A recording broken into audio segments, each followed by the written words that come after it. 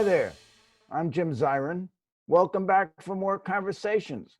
The uncannily accurate pollster and political analyst Doug Schoen is with us. For more than a decade, Doug has been calling elections for us, and he's going to call this one. He will tell us what's probably going to happen on election day, and I'm very pleased to welcome Doug Schoen back to the program. Jim, thank you very much. I am glad that you consider me a prestidigitator of political analysis. Yes, you certainly are, but dead-eye precision. Now, let me ask you this. In 2016, the pollsters didn't get it right. You may have gotten it right, but they predicted that Hillary Clinton was going to win. Now they're predicting that Donald Trump is going to lose and Joe Biden is going to win. Are they right? Well, I think Biden will win, but there's a big but. There is a radical disjunction, Jim, between what we're seeing in the swing states and what we're seeing nationally. So as this is being done, the national lead is about 10 points. But in the swing states, the lead is about 3.5, 4 points, with states like Pennsylvania, North Carolina, and Arizona all within the margin of error. Wisconsin, Michigan are probably 6 or 7 points, but even in 2016, a 6 or 7 point lead for Hillary Clinton in the swing states was not enough to forestall victory. So while I do believe that Biden is poised to win, nonetheless, I think this will be a much closer election, Jim, than the pollsters and prognosticators are now suggesting. Okay, well, at the moment, they say the only two toss-up states are Florida and North Carolina, where Biden is only slightly ahead, or perhaps polls are showing a tie. Now, assuming that Biden loses in both of those states, does Trump still have any path to victory? Well, he's got a circuitous path to victory. We could go through the electoral math. I think we would both agree that it would be very, very difficult, if not impossible, for him to win. However, I believe, Jim, and you wrote a book on Trump's litigious nature. I believe that Trump's strategy is 50 to 60% electoral and 50% legal.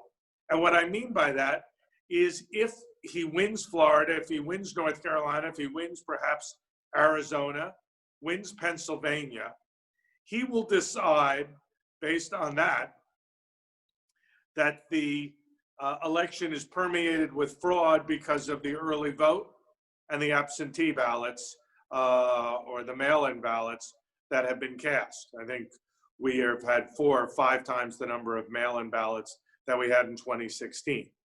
He'll yell fraud. He will try to get the process out of the Electoral College without a definitive decision, go to a friendly Supreme Court, which hopefully will lead, as the Constitution suggests, to the House of Representatives picking the president. And if, as is possible, the Republicans will control 26 delegations of the 50, that could, in fact, lead to a rather circuitous path to victory for Donald Trump. I don't know what you think of that scenario.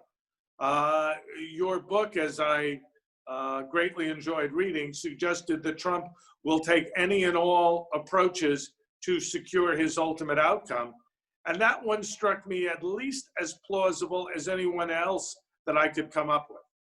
Well, first you have to have so close an election that the outcome isn't definitive. And remember, you only have 2 candidates here, not 3 or 4 with minority party candidates having any significant return. And that before it can be thrown into the House of Representatives. Then you have the question, are you using the old House or the new House? Undoubtedly, most people think it's the new House after January 1st.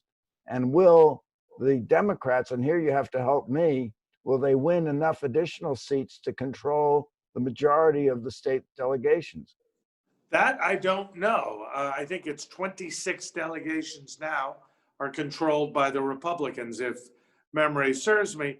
But I think what I was arguing was something slightly different, that he will claim that the count in a number of states is permeated with fraud and the like, and try to preclude the Electoral College from reaching a definitive judgment so that he can say that, well, they did not reach an answer that was definitive and dispositive so that he can get into the courts. I think Well, that would be the strategy. Well, that raises another avenue he might have, and that is that the United States Code, Section 2 of Title 3 says that if there's no definitive result in the state after the vote, that the state legislatures can send a slate of electors to the Electoral College. And the state legislatures in many of these states, which might possibly vote Democratic, like Wisconsin and Pennsylvania and others, if you have a Republican legislature, they may send a Republican Trump slate of electors to the Electoral College. My point would be, and was not aware of that, but my point would be, I believe there is a method to his madness, and I say madness in parentheses. Speak advisedly, absolutely. My point being that I think he is trying to raise as much questions about the possibilities of the outcome so that he will then be in a position that he can use every contrivance known to him, the political process, the courts, the state legislatures, the congressional delegations, as a means of precluding the Electoral College from reaching that judgment. Because if they do not reach a judgment for whatever reason, then you go to the House. Now, I still think, and I suspect most observers would agree, including his own campaign manager, Bill Stepien, that that's going to be very tough for Donald Trump to maintain. But we have seen him make arguments that appear specious, but if nothing else, get 35, 40% of America to buy in. And if you have any questions what I'm alluding to, would you have ever imagined back when we first taped the program on the election, I think it was back in April, Jim, if I remember, maybe May, that 35 to 40% of America would regard masks as useless or an intrusion, and that 10 or 15% of America, maybe more, would regard the pandemic as a fraud or a phony? No, I would not have said that then, and I certainly wouldn't say that now. But what are, Doug, the real issues in this campaign? Is this a referendum on Trump, or are there other substantive issues, healthcare, the economy, and of course, the handling of COVID? The election is a referendum on Trump. And yes, his handling of COVID is a key issue, as is his handling of the economy and healthcare, an analogous issue, of course, of COVID. But I think we're not so much debating policy as we are debating Trump and what he did or didn't do. If you watched his town hall, it was not like he was debating policy. He said, trust me, there'll be an alternative to Obamacare, and yes, pre-existing conditions will be covered. Trust me. It was not how his plan will work or what he's proposing. There was none of that. What about the final debate? Do you think that's going to change anyone's mind? His manner and mode of expression is so off-putting, particularly to suburban women. I wonder, Jim, if he will be coached or whether he will be persuaded to tone down his act. Your argument has always been that Trump doesn't change, and certainly much of the evidence would support that. There are a number of Republicans who have come out for Biden. Steele, the former chairman of the Republican National Committee, today endorsed Biden. Admiral McRaven wrote a compelling piece in the Wall Street Journal where you spoke of foreign policy, where he was he said he was pro-gun, he said he was pro-life, but he said we're no longer leading in the world because of the lack of respect for Trump and of his transactional approach to foreign policy is tearing up treaties and cozying up to dictators. Do you think that leaves any impression on the electorate? You know, Trump is getting 92, 93% of the Republican vote. So at this point, I don't think it has much impact on anyone or anything. I think um, perhaps some independent leaning Republicans have been repelled by Trump's handling of the coronavirus, the fact that some Republican elites have not endorsed him. But bottom line, he's done a better job consolidating the Republican Party than I would have thought he would have been able to do, Jim. But has he been successful at all in bringing into the fold independent voters, moderate voters? Has he gained any additional votes as a result of his conduct in office?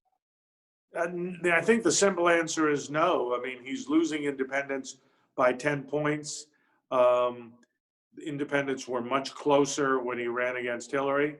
At the same time, he's actually paradoxically doing a little better with minorities in some polls, particularly Hispanics. I think that's in Florida where you are now. That is correct. These are Cuban emigres, and for the most part. But an interesting byplay in the first debate was Biden was asked, or maybe Trump asked him whether he endorsed Bernie Sanders' Green New Deal, and he said no. And Trump said, "You just lost the radical left wing of your party." Have progressives decided to sit it out and not vote for Biden because he's failed to endorse the entire Sanders platform?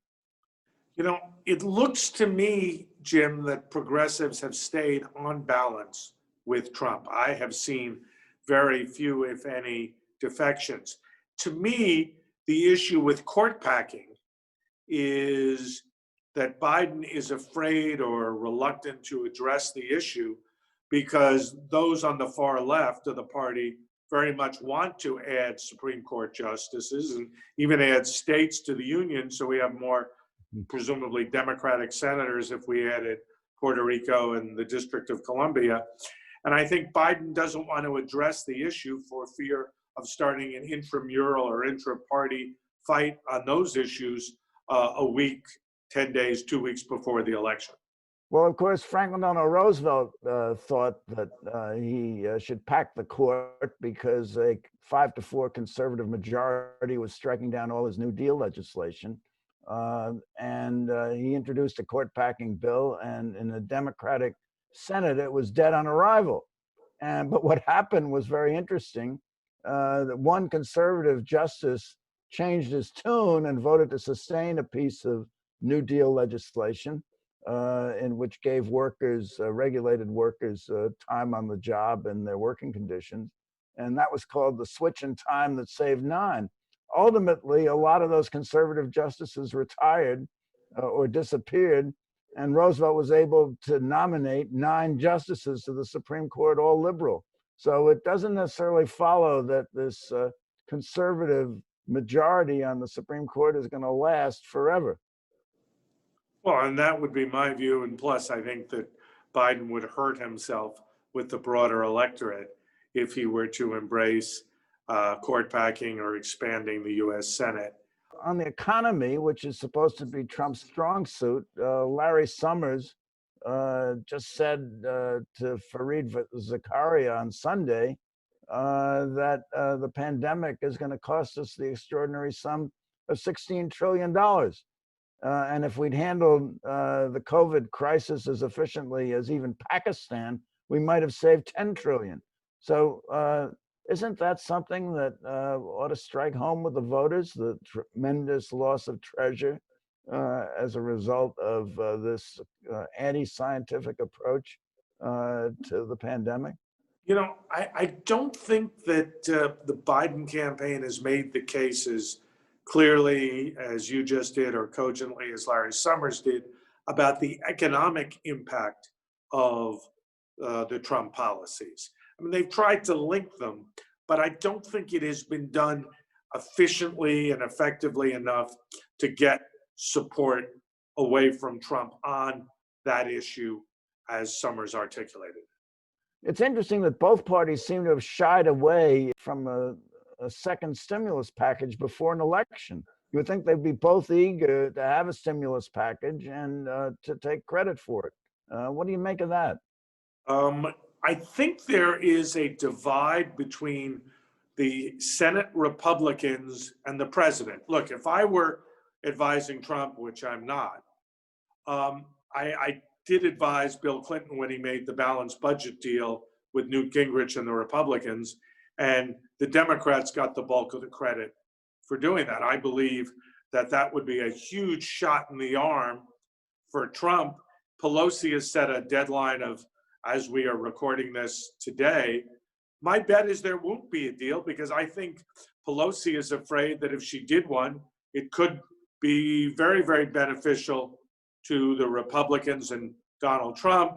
And the Democrats at this point, from my look at the both electoral map and the map in Senate races and House races, suggests that Democrats are in a pretty good position. Let's shift back to foreign policy and really the major issue, which is our relationship with China, which seems to have deteriorated excessively under Trump. Has the trade war been successful at all? I mean, we had a trade deficit when he took office of 735 billion, and now it's 854 billion since he's been in office. So all these deals that he brags about haven't been very successful. Well, that's my sense. And when I look at the poll data, the American people tend to feel the same way, that they see that we have not gotten the better of China.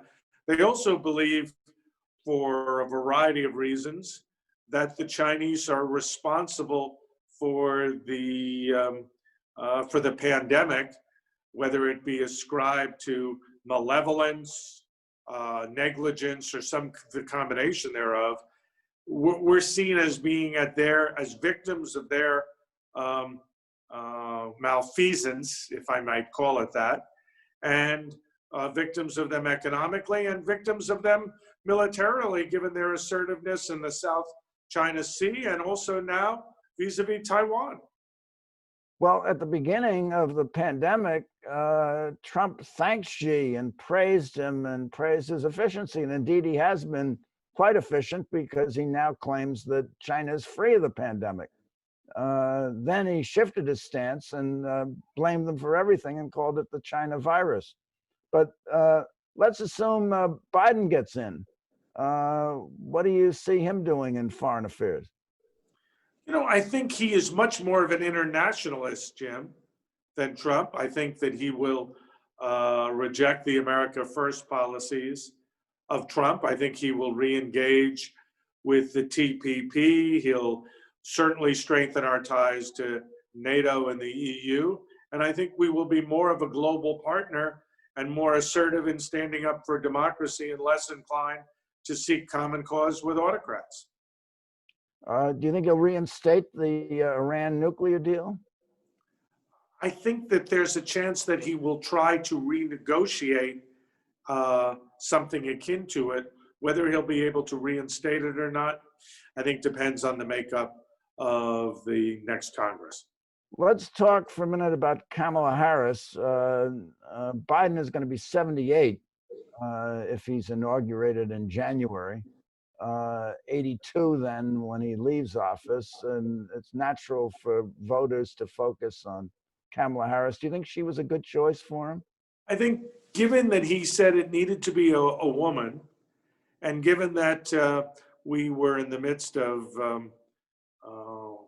protests over racial injustice, and given the fact that his support in the primaries came disproportionately in South Carolina and thereafter from African Americans, I think Biden felt a justifiable obligation to Jim Clyburn personally and to the African American community more generally.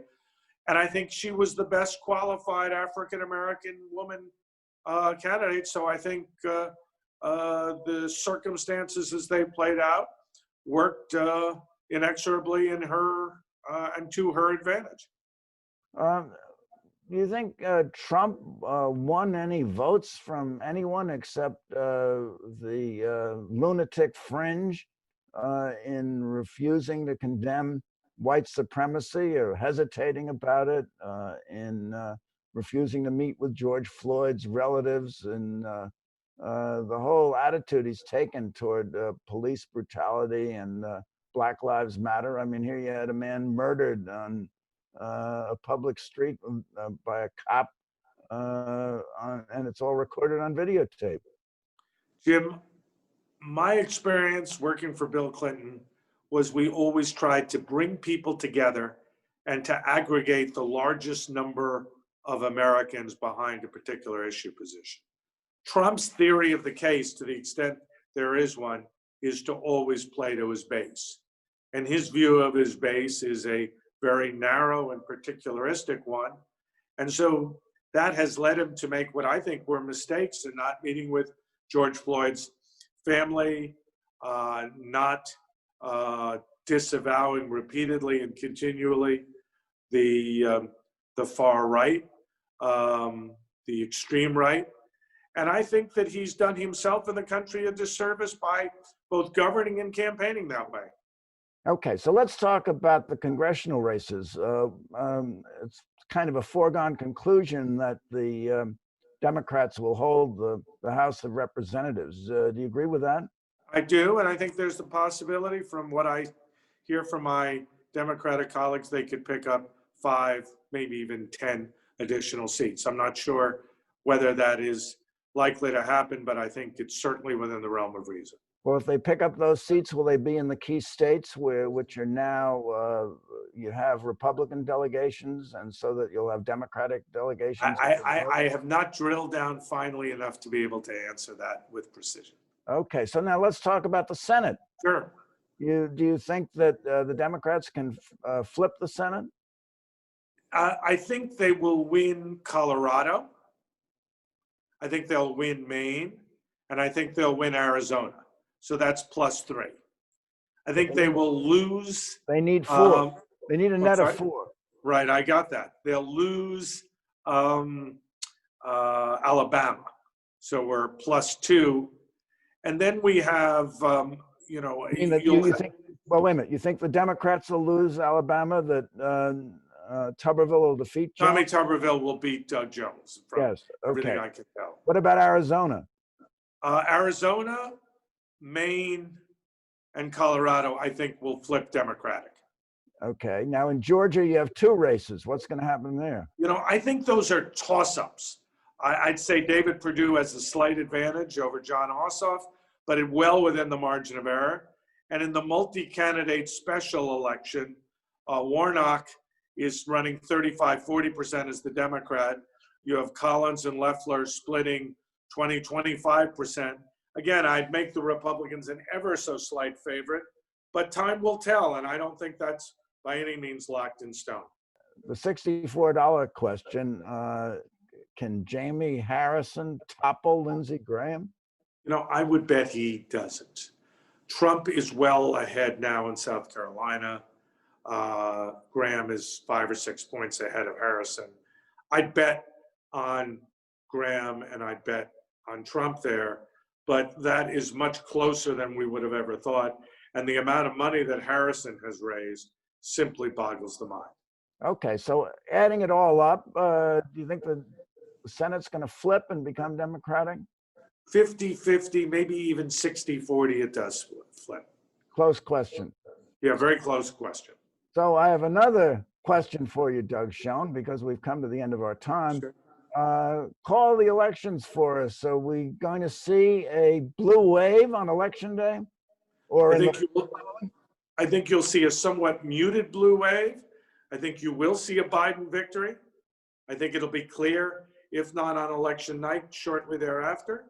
I think if I had to predict, we will see a Democratic Senate. And I think you will see an expanded Democratic majority in the House of Representatives. That's my call, and I'm sticking to it. And we are, what, 2 weeks out? So this is a fearless prediction, and hopefully you'll invite me back, Jim, to defend it if it's wrong, but as I hope and pray it's right, to be able to chortle about my success yet again. Well, certainly you'll be invited back. I love your paraphrasing Bill Clinton. That's my call, and I'm sticking to it. And not paraphrasing Joe Biden saying, here's the deal. But we've just heard truth from our oracle, Doug Schoen, and it's been perfectly delightful. So thank you, Doug, for coming by, and thank you for coming by. Tune in next week for more conversations. Maybe we'll talk more about the election then. I'm Jim Zirin. Take care, be safe, be well, and all the best.